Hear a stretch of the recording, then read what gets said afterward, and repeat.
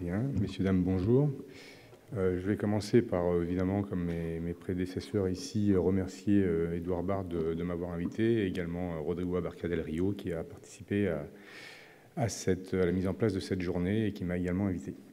Donc, je suis Jean-François Créteau, je travaille au CNES, donc le Centre national d'études spatiales à Toulouse, dans le domaine donc, de l'application des satellites, principalement, dans mon cas, on peut utiliser satellites pour beaucoup de choses, principalement pour l'étude des ressources en eau sur Terre, et avec un focus qui est, dans mon cas, un petit peu important, on va dire, qui est le suivi des grands lacs.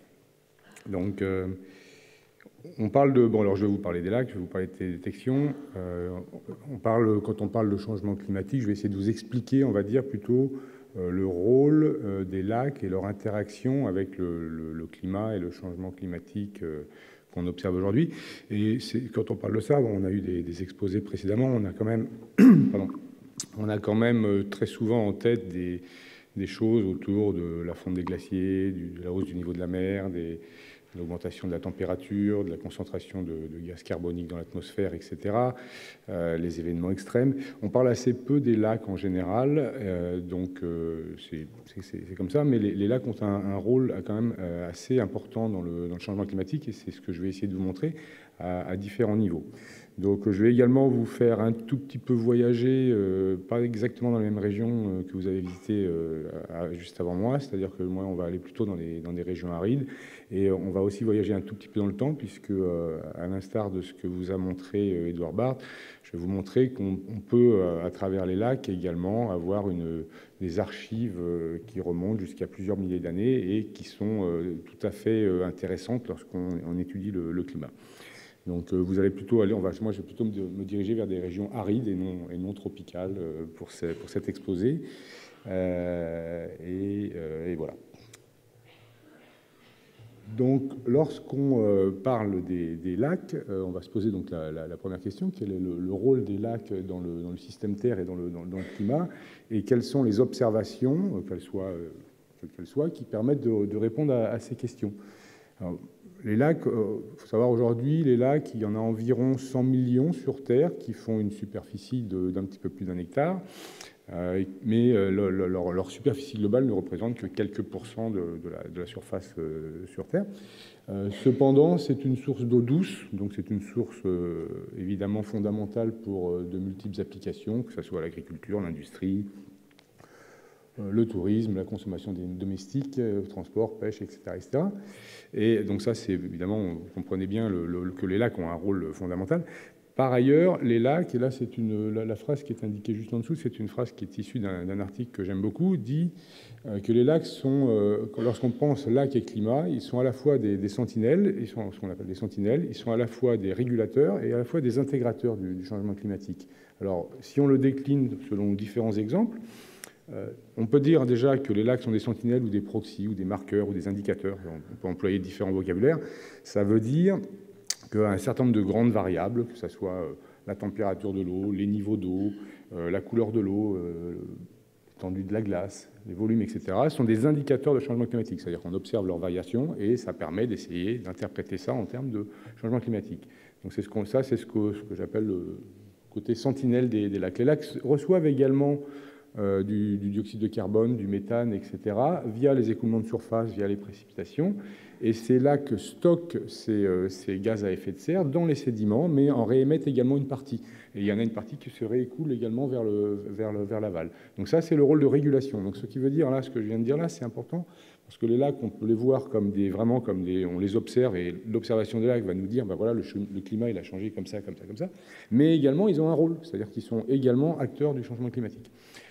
Là, vous avez toute une série d'exemples. Je ne vais pas tout lire, mais il y a un point quand même qui est très important. Il y a deux points importants là-dedans. C'est qu'ils vont agir sur le climat, mais ça va être différent d'un type de lac et un autre type de lac, les lacs salés, les lacs non salés, les lacs qui sont peu profonds, etc. Et également, les stocks de gaz carbonique contenus dans les sédiments lacustres sont plus importants que ceux contenus dans l'ensemble des océans. Donc, ce qui veut dire qu'il y a un potentiel de rémission qui est extrêmement important et dont on doit tenir compte.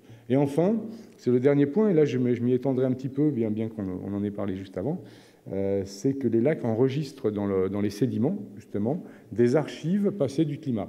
Exactement de la même façon que vous avez les carottes de glace, enfin les sédiments, la glace, pardon, qui contient des archives du climat, donc qui ont été recherchées par les différents chercheurs, que ce soit en Antarctique, au Groenland, ça a été montré ce matin, mais vous avez la même chose sur les lacs, avec d'autres spécificités, puisque là, on n'est pas sur de la glace, on est sur différents types de terres, mais c'est également une archive très importante, et c'est ce qu'on appelle le rôle d'intégration quand on parle de ces trois aspects liés au lac.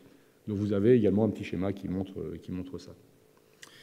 Alors, je vais vous donner quelques exemples, un petit peu, on va voir un petit peu pour que vous compreniez un petit peu mieux. Déjà, le rôle de régulateur du changement climatique. Alors là, c'est une expérience assez intéressante qui a été menée par des chercheurs dans les années 2000. Comment essayer de comprendre quel est le rôle réellement d'un lac, comment il influence sur un changement climatique, dans ce cas-là, à échelle régionale, puisque là, vous le reconnaissez, on est sur l'Europe. Donc, les chercheurs de cette étude, ils se sont simplement dit, ils ont fait une expérience, entre guillemets, un peu incongrue, ils ont enlevé tous les lacs qui se trouvent en Europe, ils ont simulé, à travers un modèle, quelles allaient être, pendant une période de 30 ans, la température et les précipitations au-dessus de l'Europe, dans la situation actuelle, c'est-à-dire qu'on a des lacs en Europe, principalement en Scandinavie, mais pas seulement, et dans la situation où on n'a plus de lacs.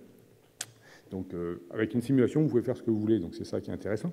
Et là, ce qu'ils ont obtenu comme résultat, c'est plutôt assez illustratif, on va dire, c'est que entre ces deux contextes, en absence de lacs en Europe, et notamment dans le nord de l'Europe, dans toute la Scandinavie, le nord de la Russie, la température de l'air serait, en particulier dans cette région, vous avez une carte, la couleur jaune représente évidemment les augmentations de température. La température de l'air serait de l'ordre de 1 à 1,5 degré supérieure en moyenne à ce qu'elle est aujourd'hui, excepté, alors les 4 cartes correspondent à 4 saisons, les 4 saisons, de l'hiver à l'automne, excepté au printemps. Ils ont également simulé quels étaient les impacts de cette absence, qu'aurait eu cette absence de lac en Europe sur les précipitations, et par contre, ils ont trouvé un impact, mais qui est nettement moins important, ce qui peut sembler paradoxal, puisqu'on aurait tendance à dire que la présence de lac peut amplifier ou diminuer selon les précipitations. Les lacs jouent un rôle de régulateur également, je l'ai dit un petit peu en introduction, de façon très différente selon le type de lac. Alors là, vous avez un diagramme qui est issu d'un papier. Donc vous voyez ici, vous avez un lac, vous avez une couche de mélange dans un lac, vous avez par les écoulements de surface, c'est-à-dire les rivières qui vont se jeter dans le lac, mais également par les précipitations atmosphériques, vous allez avoir un certain nombre d'éléments qui vont venir se mélanger dans les eaux du lac, dont une partie va précipiter au fond et va s'insérer dans les sédiments. Une partie va également réécouler si le lac est un lac avec un écoulement de sortie. Et vous voyez, selon le type de région, vous avez une proportion de réémission du gaz carbonique. Ici, là, c'est le gaz carbonique qui est représenté. Vous avez également le méthane, qui est très variable selon le type de lac. Ici, vous êtes sur des lacs boréaux. Ici, vous êtes sur des lacs plutôt dans les zones tempérées. Vous voyez, dans un cas, vous avez 40% de réémission. Dans un cas, vous avez 2%, etc. Ce qui veut dire quoi? Ce qui veut dire qu'on a besoin d'avoir aussi une cartographie de tous ces lacs, aussi bien en termes de superficie, de profondeur, etc., mais également de localisation, et de façon à essayer de comprendre comment ces réémissions peuvent se produire sur un bilan qui va être un bilan global. Donc on voit donc que ce bilan dépend complètement du type de lac, et un des moyens de le faire également, c'est d'aller mesurer des variables. Une variable, en l'occurrence, pour ça, c'est ce qu'on appelle la couleur de l'eau. Bon, alors, d'un point de vue un peu plus technique, on va dire la réflectance de surface, mais ça peut se traduire par la couleur de l'eau. Ici, vous avez trois photos, c'est très visuel, qui montrent des différentes surfaces de lac avec des couleurs. Cette couleur de l'eau varie en fonction du taux de particules organiques dissoutes à l'intérieur du lac, qui va donc nous donner une information très importante sur ce rôle du lac en termes relatifs. Est-ce que ça va être plutôt un puits de carbone ou est-ce que ça va plutôt être une source de réémission? Et pour mesurer cette couleur de l'eau, il y a différents capteurs aujourd'hui. On le fait assez peu de façon in situ, on le fait plutôt par satellite. Il y a un certain nombre de capteurs spatiaux, donc ici vous avez les noms, peu importe. Ce sont des capteurs qui absorbent, qui mesurent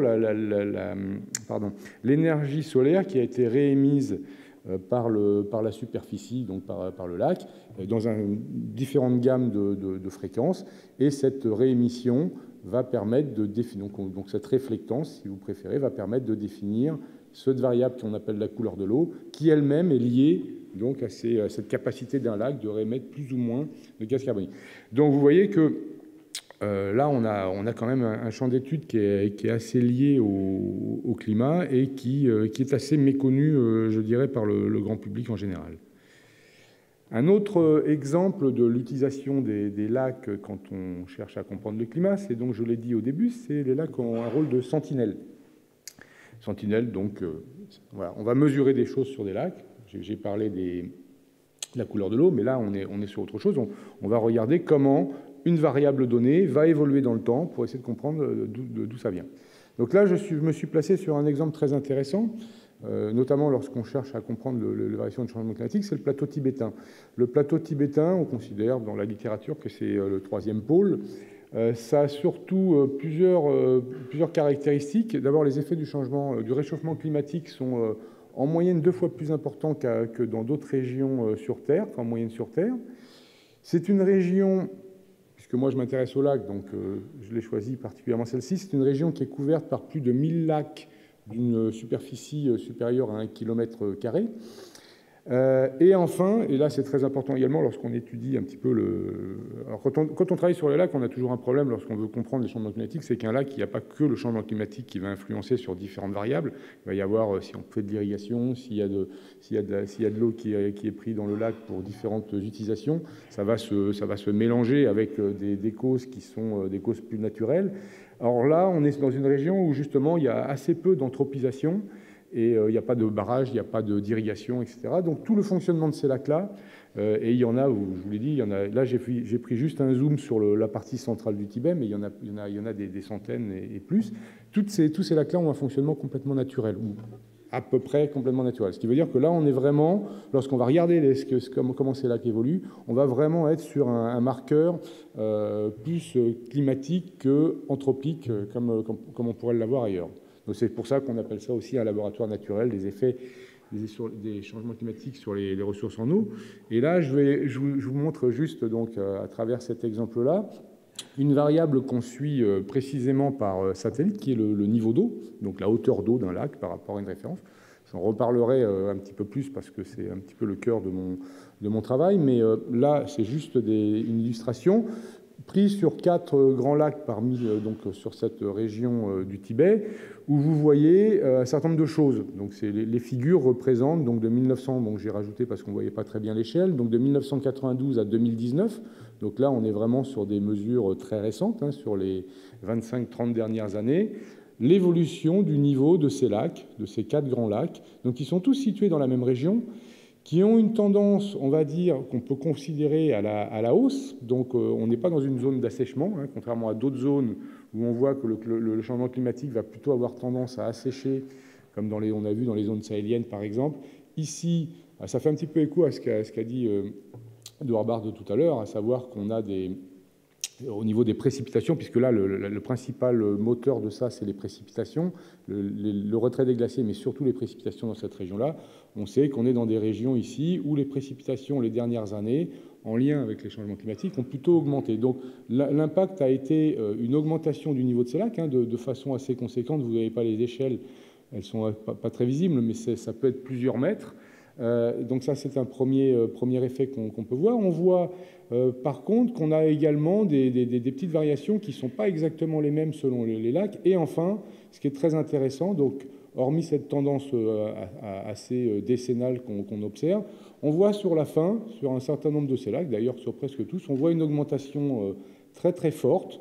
Ici, on est sur un grand lac, le Jarinamko. On a une augmentation de presque 2 mètres du niveau du lac en moins d'1 an. Donc c'est phénoménal.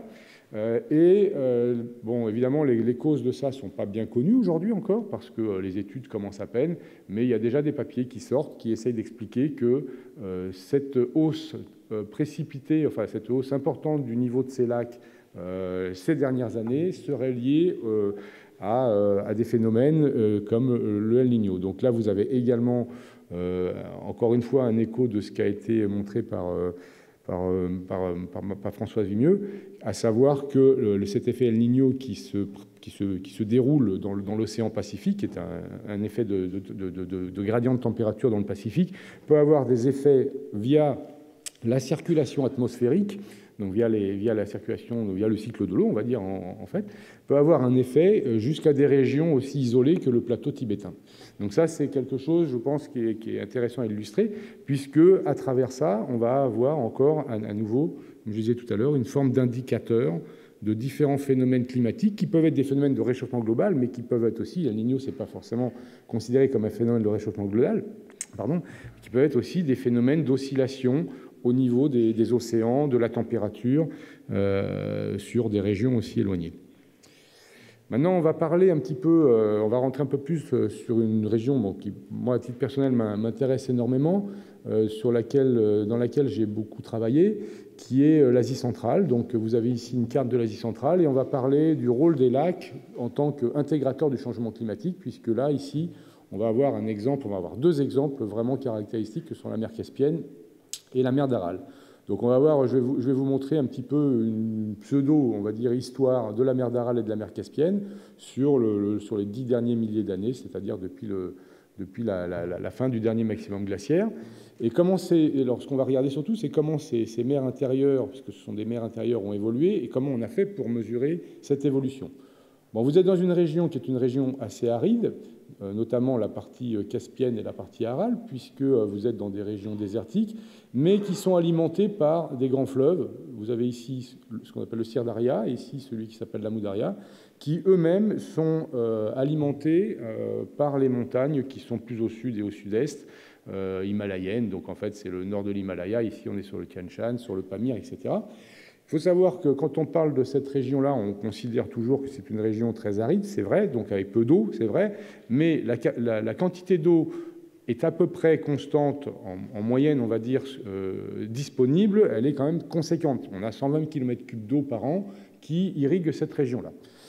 Donc voilà la région Aral-Caspienne, et on va remonter un petit peu dans le temps. Donc ici, vous avez deux images, enfin deux séries d'images, pour la mer Caspienne, pour la mer d'Aral. Et vous voyez, là, on travaille sur les niveaux d'eau. Vous voyez, par exemple, ici, la mer Caspienne. Donc, c'est des travaux qui ont été réalisés par Suzanne Leroy, qui aujourd'hui a travaillé avec Aix-en-Provence. Vous avez, il y a 10 000 ans, la mer Caspienne était à 113 mètres sous le niveau de la mer. Aujourd'hui, elle est plutôt autour de moins 26, moins 28 mètres.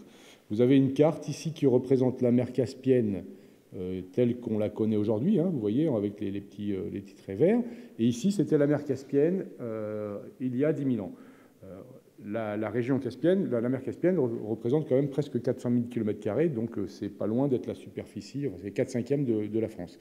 Donc vous avez eu une énorme diminution de la mer Caspienne, une énorme augmentation, pardon, de la mer Caspienne après la dernière déglaciation. On va essayer de savoir comment ça a été estimé. Ici, vous avez sur la mer d'Aral, c'est très intéressant ici. Donc là, à nouveau, on est à 10 000 ans. Comme la mer Caspienne, comme vous le voyez, le niveau était, l'étendue était très faible, le niveau était très faible, ce qui est normal. Mais là, ce qui est intéressant, c'est ces deux graphes ici, parce qu'on sait des choses, on l'a vu, à travers un certain nombre de méthodes qui permettent de mesurer, d'essayer de comprendre ce qui s'est passé dans le passé, mais il y a aussi beaucoup de choses qu'on ne sait pas. Et là, ces graphes représentent simplement, alors là, on est de 5000 ans à 2000 ans, de moins 2000 à moins 5000. Ici, on est de 0 à 2000. Donc, à 2000, ici, c'est l'an 2000. Hein, donc là, on n'est pas exactement sur les mêmes échelles. Et ce qu'on voit, c'est que, notamment ici, on voit les périodes ce qu'on appelle les successions de phases de régression-transgression. La mer d'Aral, vous avez tous entendu parler de la mer d'Aral, puisqu'elle s'est asséchée ces dernières années, mais c'est vraiment loin d'être la première fois. Elle a eu des phases d'assèchement, des phases de remplissage très fréquentes au cours des 10 derniers milliers d'années, et même probablement avant. et c'est ce qu'on appelle les phases de régression-transgression. Et à travers différentes études qui ont été faites par différents auteurs ces dernières années, je vous montrerai après un petit peu plus en détail comment les gens font, on a essayé de reconstituer ces phases de régression-transgression, aussi bien en termes, d'une part, de période, pendant combien de temps, en termes d'étendue, c'est plus compliqué, mais au moins en termes de période, et également en termes de cause. On peut considérer, vous savez qu'aujourd'hui, la mer d'Aral s'est asséchée principalement pour des raisons d'augmentation de l'irrigation, mais par le passé, il y a une mésentente complète encore aujourd'hui entre les différents chercheurs sur ce sujet-là, à savoir qu'est-ce qui a causé réellement ces phases de régression-transgression de la mer d'Aral. Probablement une partie sont liées à des effets purement climatiques, notamment si on remonte très loin dans le temps, c'est évident, mais également, sur les 2 derniers milliers d'années, il y a une partie de ces hausses et de ces baisses qui peuvent être liées à des événements humains. Donc je vais vous montrer ça après. Là, ici, ce que vous avez sur ce petit graphe qui est intéressant, donc je disais ici, on est à 10 000 ans avant aujourd'hui, la mer d'Aral n'était même pas alimentée par la Moudaria. Et puis, il y a environ 3500 ans avant aujourd'hui, vous aviez la phase qu'on appelait la phase de la Grande Aral, où il y avait eu une expansion très forte, disons selon les études qui ont été faites, avec un lien direct entre la mer d'Aral et la mer Caspienne. Ce qui veut dire que, à travers le temps, ces 2 grands bassins, c'est que c'était quand même deux grandes mers intérieures, ont communiqué entre elles par l'intermédiaire soit de rivières naturelles, soit de chenaux qui ont été construits. On est à 3500 ans avant aujourd'hui, mais il y a eu... Alors, également, ce qu'il faut comprendre, c'est qu'on parle de l'irrigation. L'irrigation, elle a commencé il y a déjà 3 ou 4 000 ans. Donc, cette région-là est une région de très forte irrigation depuis très longtemps. Autre chose intéressante, je disais qu'il y a assez peu d'accords entre les études sur la mer d'Aral, donc c'est le graphe que je viens juste de vous montrer avant, quant à savoir quelles sont les phases de régression, les phases de transgression, pourquoi, etc. Sur la mer Caspienne, c'est guère mieux. Là, c'est un travail, bon ça c'est une figure qui m'a été fournie à nouveau par Suzanne Leroy d'Aix-en-Provence, mais c'est un travail bon, qui est issu d'un autre papier, qui montre que là on est sur la mer Caspienne, les variations de la mer Caspienne seulement depuis 1000 ans. Hein. Là on est sur 1000 ans, on n'est pas sur 10 000 ans. On s'aperçoit que malgré toutes les méthodes qu'on peut utiliser, on a, vous voyez, une incertitude entre les différentes études qui va jusqu'à 20 mètres.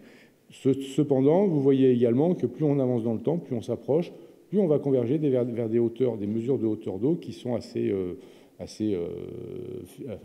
fixes, assez précises, et qui sont faites principalement avec des techniques modernes. Donc là, vous avez un graphe intéressant parce que, qui exprime aussi le fait qu'on manque beaucoup de mesures de carottage sédimentaire sur cette région qui permettraient très probablement d'affiner ces choses-là.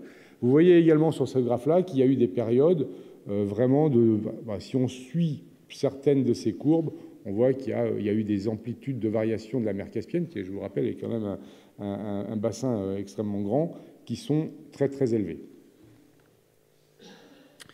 Alors, comment donc le passé de ces deux mers est-il reconstitué? Et c'est vrai pour la mer d'Aral, la mer Caspienne, mais c'est vrai pour beaucoup d'autres endroits, évidemment. On a différents outils à notre disposition. Enfin, les chercheurs ont différents outils à leur disposition. Il y a d'abord les fouilles archéologiques.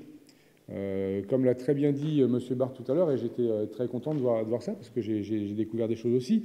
On a eu l'implantation de... Alors, on a eu l'impact du climat sur les implantations humaines, sur les grandes civilisations, etc. Mais également, la connaissance de ces implantations permet de savoir, en retour, qu'est-ce qui se passait au niveau de la présence de l'eau. Et là, ici, vous êtes dans une région qui, aujourd'hui, est en plein désert, au Turkménistan. C'est une ville qui est une ville qui n'existe plus. Donc, ce sont des vestiges qui montrent, donc elle a été datée, etc., qui montre c'était considéré comme une des plus grandes villes de toute l'Asie à cette époque-là, c'est il y a 3 000 à 4 000 ans, une ville de plus d'1 million d'habitants, ce qui est gigantesque.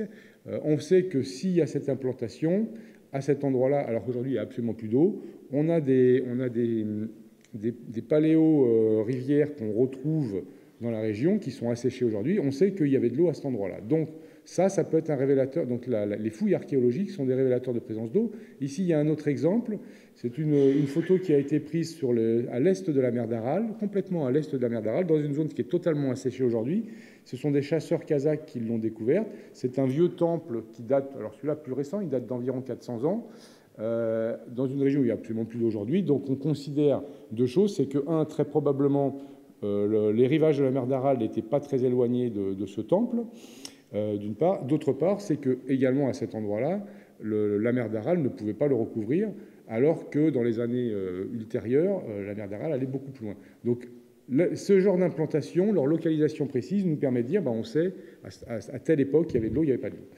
Autre façon de découvrir un petit peu l'histoire passée de ces mers intérieures, c'est les chroniques historiques. On a des chroniques historiques, alors on ne remonte pas à 10 000 ans, évidemment, dans ce cas-là. On remonte sur les quelques dernières centaines d'années. On a des mémoires, on a des écrits de savants, des récits de voyage, etc. Donc ça, c'est également une source d'information qu'on va essayer de recouper avec d'autres. On a des analyses sédimentaires. Alors là, on rentre plus dans la science dure, avec... Dans le cas des sédiments lacustres, les gens vont plutôt analyser les pollens et vont chercher à faire des stratifications et des datations des sels minéraux qui sont contenus dans les carottes. Ici, vous avez un exemple qui a été pris sur la mer d'Aral qui permet de remonter sur environ 10 000 ans les différentes phases de la mer d'Aral que vous retrouvez ici entre les phases de régression et de transgression. Donc ici, vous avez la carotte. Ici, vous avez différentes analyses de différents composés. Je crois que dans ce cas-là, ce sont des sels minéraux. Et vous avez par la suite une reconstitution. C'est une façon de reconstituer. Mais avec quand même, parce que pour différentes raisons, d'énormes incertitudes qui demeurent dans ce genre d'analyse. Et enfin, vous avez de la géomorphologie. Alors la géomorphologie, c'est on va étudier les cartes. On va regarder, c'est pas qu'on va étudier les cartes, on va regarder le terrain, et en particulier sur la mer d'Aral, vous avez des grandes falaises. Donc ça, c'est une peinture qui représente la mer d'Aral qui a été faite au XVIIIe siècle. Mais vous avez des grandes falaises, et ces falaises, à l'ouest de la mer d'Aral, ces falaises ont des terrasses. Elles ont 7 terrasses, très exactement, et ces terrasses correspondent exactement à des niveaux, correspondent très probablement à des niveaux d'eau de la mer d'Aral à différentes époques. Donc si on date les terrasses, on est capable de confirmer que la mer d'Aral elle est arrivée à tel niveau, à tel niveau, à tel niveau, etc. Donc on a des terrasses qui permettent de le faire. On a également des chenaux anciens. On a ce qu'on appelle le canal d'Ouzboy. Alors le canal d'Ouzboy est relié à la mer d'Aral à la mer Caspienne. Il est asséché aujourd'hui, mais il a été actif pendant très longtemps. Il a été creusé par l'homme il y a déjà plusieurs milliers d'années. Donc on sait que l'étude de ce chenal nous permet également d'avoir des informations sur les niveaux d'eau. Et enfin, donc là, les terrasses, c'est ce que j'avais dit, on a les terrasses sur les bords de la mer d'Aral. Un exemple à partir de chroniques historiques, ici, c'est un exemple qui montre, donc là, on est au XIIIe siècle, la période des invasions mongoles. Vous êtes ici à Urgench, qui est une ancienne ville au bord de la mer d'Aral, mais surtout au bord de la Moudaria. Lors du siège par les troupes mongoles, la ville a été tout simplement inondée puisqu'il y avait des barrages. On est au XIIIe siècle, il y avait déjà des barrages. La ville a été inondée. Donc la Moudaria qui coule ici, vous le voyez ici. Par la suite, on ne sait pas exactement pourquoi, mais il y a des récits qui l'expliquent, a dérivé et a arrêté de se jeter dans la mer d'Aral. Donc on a eu pendant toute une période qui est indéterminée, on a eu une baisse du niveau de la mer d'Aral qui, elle, est donc non pas liée à un changement climatique quelconque, mais de façon bien déterminée, qui est liée à des événements purement historiques de guerre ou de destruction. Donc vous voyez, ça, ce sont des exemples qui permettent de reconstituer un petit peu quelque part l'histoire d'une mer comme la mer d'Aral à partir de récits historiques. La mer d'Aral au début du XXe siècle, voilà une carte qui date plutôt du XIXe siècle. Vous avez quelques caractéristiques physiques. Ce qu'il faut savoir, c'est qu'elle était assez peu salée, 10 grammes par litre, c'est quand même pas non plus complètement négligeable. Elle avait un niveau d'environ 50 mètres et une superficie qui en faisait le 4e plus grand lac du monde. Ça, c'est une image des satellites américains des années 60, donc qui étaient des satellites militaires. Donc, ce sont des images qui ont été déclassifiées, où on voit une carte de la mer d'Aral qui correspond assez bien à cette carte qui date du XIXe siècle, ce qui veut dire que pendant environ une centaine d'années, la mer d'Aral a été à l'équilibre. Cependant, pendant toute cette période-là, à nouveau, il y avait une irrigation qui était très forte, mais qui était bien compensée par les apports d'eau dans la mer d'Aral. Donc là, qu'est-ce qui s'est passé après 1960? Parce que là, on était allé jusqu'en 1960. Là, c'est une représentation schématique d'un lac. Quand on veut comprendre le fonctionnement d'un lac, on va chercher à faire ce qu'on appelle son bilan hydrologique. De façon simplifiée, on va quantifier les apports d'eau à travers les précipitations ou à travers différents apports de surface ou subsurface, et on va quantifier ce qui en sort. Dans une région aride comme la mer d'Aral, évidemment, un des termes prépondérants, c'est l'évaporation. Il évapore environ 1 mètre d'eau par an. Donc, pour pouvoir compenser cette évaporation, il faut des apports qui vont être... Les précipitations, elles sont très faibles, donc ce sont des apports par les rivières. Donc, les rivières, dans le cas de la mer d'Aral, je l'ai dit, c'est la Moudaria et le Sirdaria. Ce sont deux rivières qui apportaient suffisamment d'eau pendant les 100 années qui se sont écoulées avant 1960. À partir de 1960, ici, vous avez un graphe qui vous explique parfaitement le phénomène. L'irrigation est passée d'environ 4 millions d'hectares dans la région de l'Asie centrale à environ 8 millions d'hectares. Donc, on a doublé les régions, les zones irriguées ont été multipliés par 2. Donc, la conséquence, elle est visible ici. Vous avez, là, vous avez le Sirdaria, vous avez la Moudaria, donc ce sont les débits annuels qui ont été mesurés. Vous voyez la chute, principalement sur la Moudaria, c'est la courbe bleue ici, jusque dans les années 70-80, où on avait, à part quelques périodes assez courtes, on avait quasiment plus d'eau qui arrivait dans la mer d'Aral. Donc, il n'est pas bien compliqué pour comprendre que la mer d'Aral s'est asséchée. Elle s'est à la fois asséchée et à la fois la salinité a augmenté de façon catastrophique. Donc ici, vous avez un graphe qui représente donc le niveau de la mer d'Aral jusque dans les années, fin des années 80, donc en bleu. À partir de cette période-là, la mer d'Aral s'est séparée en deux, une partie qu'on a appelée la Grande Mer et la Petite Mer. Donc la Petite Mer, qui était continuée d'être alimentée par le Sirdaria, est restée à peu près stable, tandis que la Grande Mer a continué de diminuer jusque dans les années 2000, et puis vous verrez un petit peu plus tard ce qui s'est passé. Pour la salinité, donc la petite mer d'Aral, elle est restée à peu près à l'équilibre. Pour la salinité, vous la voyez, elle était assez, donc là c'est l'échelle de salinité, elle était assez faible. Lorsqu'on a eu la séparation au niveau de la petite mer d'Aral au nord, la salinité a rebaissé sur les valeurs qui étaient à peu près celles initiales, parce qu'elle avait un apport d'eau conséquent, tandis que la grande mer d'Aral, qui elle était alimentée par la Moudaria, donc assez peu d'eau, la salinité a augmenté de façon gigantesque, vous le voyez, jusqu'à 170 grammes par litre, et encore plus aujourd'hui. Alors comment on fait ces mesures aujourd'hui? Et vous verrez après les résultats. Aujourd'hui, on travaille avec l'altimétrie radar. Je vous ai dit par le passé, pour reconstituer les chroniques de niveau d'eau ou d'étendue d'eau, etc., on est obligé de mixer un certain nombre d'informations, de géomorphologie, de cartographie, d'études sédimentaires, etc. Aujourd'hui, on travaille quand même plus facilement, disons, préférentiellement avec des satellites. Un satellite, une technique satellitaire classique pour mesurer des niveaux d'eau, c'est ce qu'on appelle l'altimétrie radar. Je ne rentre pas dans les détails techniques, simplement le principe, il est très simple. On a un altimètre qui émet une onde vers le sol. Ce sont des missions qui ont été construites pour mesurer le niveau d'eau des océans et la montée du niveau d'eau et les différents phénomènes océaniques. On peut aussi les utiliser sur des lacs. Donc ce radar émet vers le sol. Le temps de retour du signal qui a été émis vers le satellite est mesuré précisément à l'aide d'une horloge. Ce temps d'aller-retour est converti en distance. Si on connaît la position très précise du satellite, donc l'orbite du satellite, par d'autres techniques de positionnement, par une simple différence et différentes corrections, je ne veux pas rentrer là-dedans, par une simple différence, on a la hauteur d'eau. On a la hauteur d'eau par rapport à un niveau de référence, ou une surface de référence. Le principe ensuite de ces missions, c'est qu'elles sont répétitives, c'est-à-dire que le satellite va repasser systématiquement au-dessus du même endroit tous les 10 jours, 15 jours, 20 jours, etc., selon l'orbite qui a été choisie. Donc ici, vous avez par exemple une couverture globale de la Terre en quelques jours par une des missions d'altimétrie.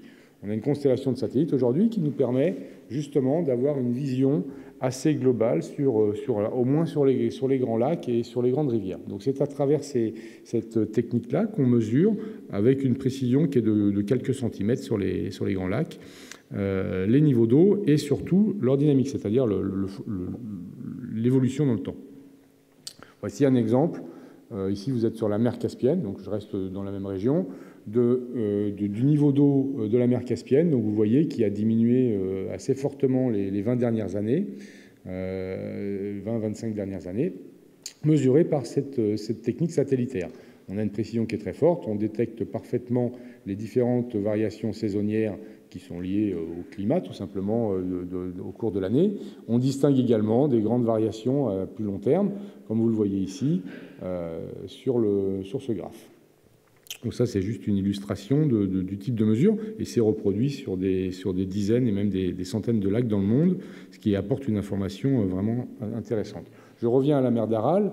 Donc voici donc ce que c'est une reproduction un petit peu du graphe de tout à l'heure, sauf qu'on a été un petit peu plus loin, et ça a été mesuré à partir des années 90. La figure que vous avez ici est entièrement issue des données satellitaires. Vous avez ici une image de la mer d'Aral qui doit dater des années 2004-2005, au-dessus de laquelle j'ai représenté les différentes traces des satellites qui permettent de mesurer le niveau d'eau. Donc vous voyez, on est capable de mesurer à la fois cette zone ici à l'ouest, de cette zone ici à l'est, là on est sur la mer au sud, on est également capable de distinguer de la partie qui est au nord, qui est alimentée par le Sahara. Donc vous voyez ici la séparation à nouveau, et ce qu'on voit, c'est que cette mer, la petite mer d'Aral, s'est plus ou moins stabilisée, tandis que la grande mer d'Aral, elle a continué de baisser jusqu'autour des années 2014-2015, où on a eu à nouveau une séparation, c'est-à-dire qu'avant on avait ce bassin-là qui était à peu près unifié. Aujourd'hui, on a une séparation complète, voire plus du tout de lien entre les deux. Donc on le voit très bien à travers cette figure ici, qui montre que la partie qui est ici, c'est cette partie-là. C'est surtout qu'elle s'est stabilisée parce que l'apport d'eau, il arrive depuis ici. Donc cette partie-là, étant devenue isolée, continue de s'assécher puisqu'elle n'a plus d'apport d'eau. Celle-ci s'est stabilisée, mais à un niveau qui est très bas.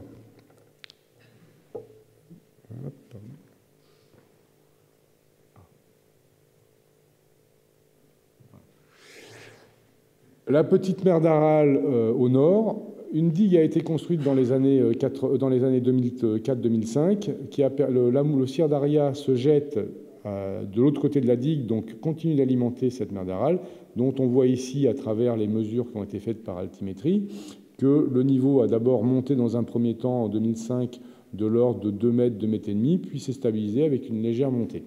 La conséquence de ça, c'est que la salinité, comme je l'ai montré tout à l'heure, a énormément rebaissé, et un certain nombre d'espèces de poissons ont été réintroduites, ce qui a généré une activité économique autour de la pêche qui a repris dans toute la zone de la mer d'Aral au nord.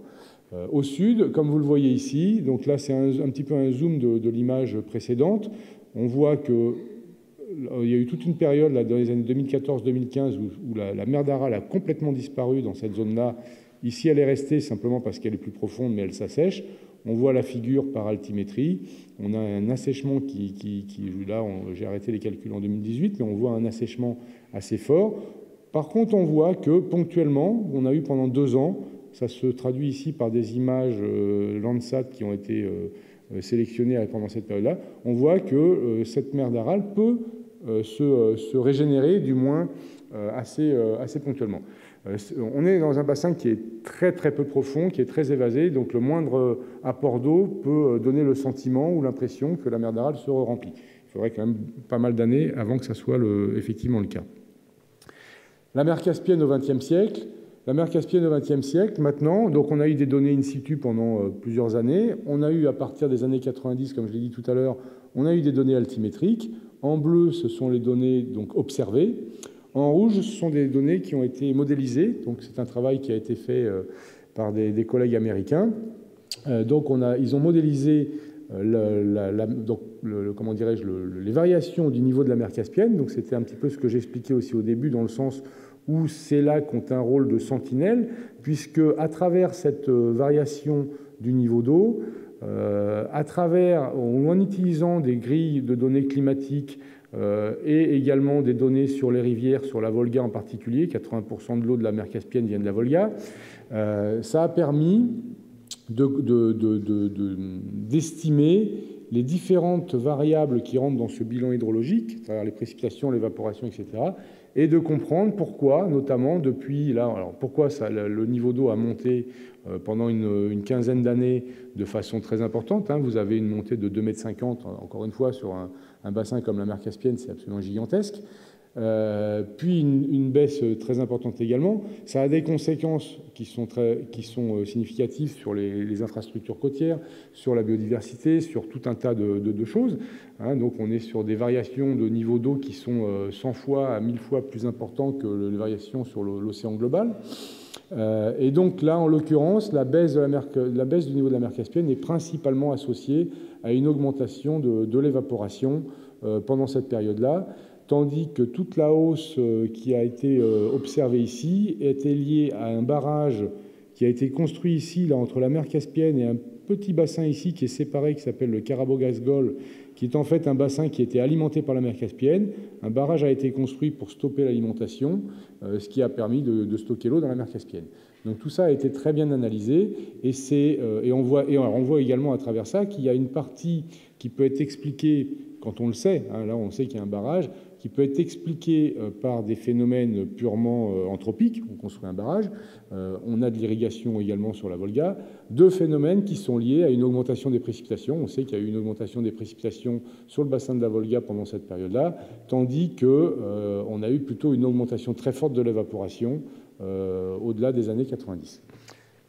Donc voilà le genre d'applications qui sont faites sur les lacs. Je vais terminer avec un exemple quand même qui m'intéresse aussi, qui est la compréhension. Alors là, on change complètement de région, mais pas de type de région, puisque là, on bascule sur le lac Tchad. Et c'est surtout pour illustrer qu'on est obligé d'utiliser plusieurs techniques satellitaires lorsqu'on veut aller un petit peu plus loin, et notamment lorsqu'on veut vraiment comprendre les échanges complets d'eau qu'il y a entre la surface, les écoulements d'eau et tout ce qui se passe dans le sous-sol. Alors pour ça, on utilise une mission de gravimétrie qui s'appelle GRACE. Alors je ne rentre pas dans le détail de la mission, simplement sachez que GRACE, à une époque donnée, mesure la gravité sur Terre, et on s'est fait sur des périodes de temps assez courtes, de quelques jours, 10 jours, 1 mois, et cette variation de gravité sur Terre, qu'on va mesurer donc avec cette mission satellite, ce sont 2 satellites qui travaillent ensemble, cette variation de gravité sur Terre est associée aux redistributions fluides au sein surtout des enveloppes superficielles, c'est-à-dire de la croûte terrestre, lorsqu'on travaille à des échelles de temps qui sont de quelques mois à quelques années. Donc lorsqu'on mesure le changement de gravité sur Terre à l'aide de cette mission GRACE, on va dire que cette variation de champ de gravité est associée, donc sur des pixels qui sont assez gros, mais peu importe, est associée à l'échange d'eau entre la surface, ce qu'on appelle l'humidité des sols, c'est-à-dire la couche qui est juste sous la surface, et les eaux souterraines. Donc voilà le principe. Donc lorsqu'on a cette mesure de changement de gravité et cette mesure d'échange d'eau, si on a une mesure qui permet d'avoir les variations de stock d'eau à la surface, les variations de stock d'eau de l'humidité des sols, à ce moment-là, on va pouvoir en déduire ce qui se passe dans les eaux souterraines. Donc ça, c'est un travail qui est fait communément aujourd'hui sur énormément de bassins, et on l'a fait avec des collègues du CEREG à Aix-en-Provence, avec Florence Sylvestre plus précisément, sur ce lac Tchad. Donc là, j'ai le même graphe que tout à l'heure.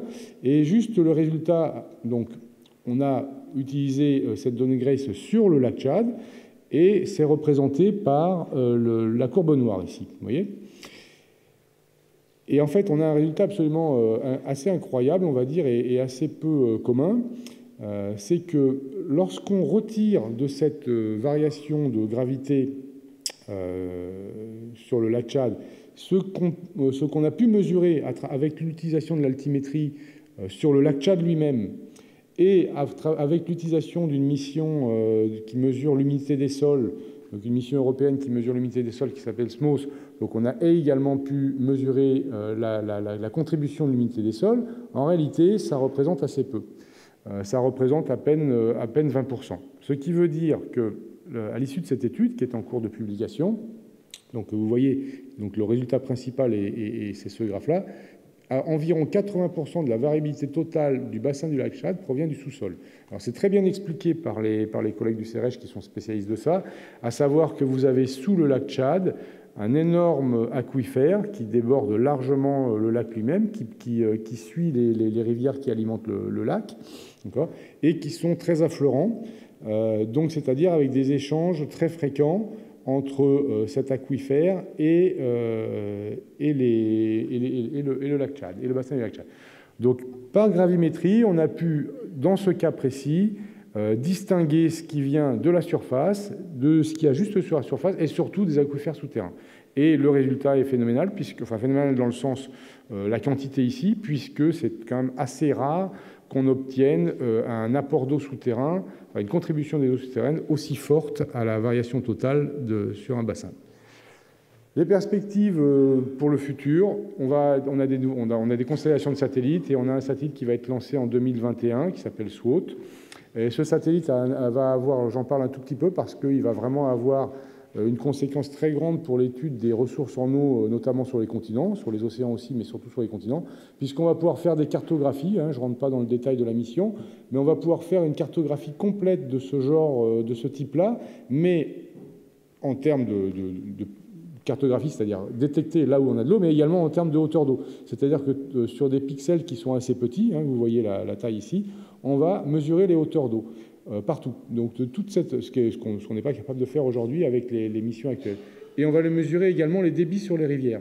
Donc, ce qui veut dire qu'avec une mission comme SWOT, sur un bassin comme le lac Tchad, c'est le lac Tchad à nouveau, on va vraiment avoir toute la dynamique à la fois du bassin principal, mais de tous ces archipels qu'on trouve ici, qui ont un fonctionnement qui est corrélé évidemment avec le fonctionnement du lac Tchad lui-même, mais qui peut être légèrement différencié. Et ça, c'est une information qui est cruciale. Alors, là, c'est le lac Tchad, mais on va le faire à l'échelle de la Terre, donc sur l'ensemble de la Terre. Donc on va avoir un inventaire avec cette mission-là en 2021, un inventaire on compte qu'on va mesurer environ 10 millions de lacs sur les 100 millions existants. On va compter tous les lacs qui font plus qu'une certaine superficie. On va les mesurer en termes de superficie, en termes de hauteur et toute la dynamique associée. Donc il y a vraiment un impact très fort, et également les débits des rivières. Pour finir, donc, à travers, j'ai montré l'exemple de la mer d'Aral, de la mer Caspienne et un petit peu du lac Tchad. Ce qui est intéressant, moi, ce qui m'intéresse dans ce type de système, c'est qu'on a une complexité du système lacustre à l'échelle des mers intérieures. Ils ont une interaction très forte avec le climat, comme je l'ai dit, aussi bien en termes d'acteurs, mais aussi en termes d'observateurs, si vous voulez. Ça nécessite de mettre en jeu un grand nombre de disciplines, vous voyez, de la géologie, de la géographie, de l'archéologie, même de l'histoire, des sciences comme la chimie, les sciences du climat, également des techniques plus récentes comme le spatial, de façon à reconstituer, à essayer de comprendre l'environnement. Là, en l'occurrence, on parle des environnements lacustres, des impacts des changements climatiques sur ces environnements-là, et des sources je dirais, pour avoir un développement durable dans les régions. Et je pense en particulier à la mer Caspienne, où il y a des gros projets qui sont en train de se développer, parce que les évolutions du niveau de la mer Caspienne sont tellement fortes que ça a des conséquences très, très importantes. Ma conclusion, donc, comme je l'ai dit, les lacs jouent un rôle dans le changement climatique et le cycle global de l'eau. Ils sont à la fois donc une façon d'observer ce changement climatique, mais ils régulent également le changement climatique, et ils intègrent les changements climatiques dans un passé qui peut être très lointain si on creuse très profond. Il y a de nombreuses variables aujourd'hui que l'on suit par satellite. J'ai juste montré 2 ou 3. J'ai montré la gravité, j'ai montré le niveau d'eau, mais on mesure aussi les eaux tendues, la couleur de l'eau, la température, etc., qui sont des indicateurs précieux pour comprendre le passé des lacs et les relier au grand cycle climatique. Donc on peut relier aujourd'hui ces techniques spatiales, donc modernes, on va dire, les plus récentes, à des méthodes plus anciennes, mais tout aussi intéressantes, qui sont utilisées en paléolimnologie pour établir une histoire plausible avec encore des zones d'ombre, comme on l'a vu sur la mer d'Aral, sur la mer Caspienne, avec des grandes incertitudes, de la variabilité hydrologique des lacs et des mers intérieures, et également donc, du coup, des causes qui ont généré cette variabilité. La mer d'Aral, la mer Caspienne, le lac Tchad, donc on subit des grandes variations depuis des milliers d'années. Les événements qu'on connaît sur la mer d'Aral depuis 50 ans sont loin d'être les premiers. Elle s'est re-remplie. Rien n'empêche qu'elle se re-remplisse un jour, même si évidemment c'est pas d'actualité pour le moment. Je pense que j'ai terminé et je vous remercie pour votre attention.